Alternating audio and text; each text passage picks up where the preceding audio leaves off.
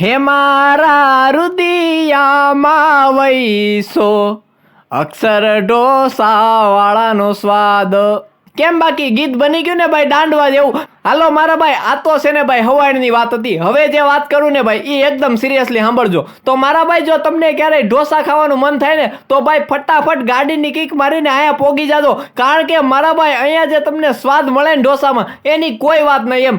તમે કદાચ મારા ભાઈ 20-25 જણાને અહીંયા ઢોસા ખાવા લાવશો ને તો એ બધાયના પૈસા છે ને ભાઈ વસૂલ થઈ જાય. કોઈ તમને એમ નહીં કહે કે હાવ ભંગારના પેટની જગ્યાએ લાવ્યો. બધા એમ જ કહે કે મારો દીકરો જગ્યા તો ગોતીને લાવ્યો. ઓ ભાઈ એક નંબર ઢોસા ખાવાની. અને મારા ભાઈ અહીંયાની બીજી વાત મને એ ગમી કે બધી જ વસ્તુ અમૂલમાં બનાવે છે ભાઈ. પછી તો થોડું કાંઈ બાકી મૂકવાનું હોય મારા ભાઈ. ઉલાળવા જ મળવાના હોય ઢોસા, મોજ દાબવાની જ હોય. તો મારા ભાઈ આવી સરસ મજાની જગ્યા હોય ત્યાં કાંઈ મુહૂર્ત બુરત ન જવાનું હોય ભાઈ. ગાડીની કિક મારીને લીવર મૂકી જ દેવાનું હોય ભાઈ. અને બીજી વાત એ કે ઢોસા ખાઈને તમને એમ મન થાય કે ભાઈ ટાઢોડું કરવું છે તો આયા છે ને મારા ભાઈ તમને એકદમ નેચરલ કલરમાં ગોળાઈ ખાવા મળી જાય ભાઈ. તો તમે છે ને ભાઈ ઢોસા ખાઈને ગોળાની મોજ લેજો, એમાંય તમને મજો પડી જાય. તો મારા ભાઈ એડ્રેસ તમને આપ્યું છે, ઢોસા અને ગોલા બેયની મોજ લેવા પૂગી જ જાજો ભાઈ.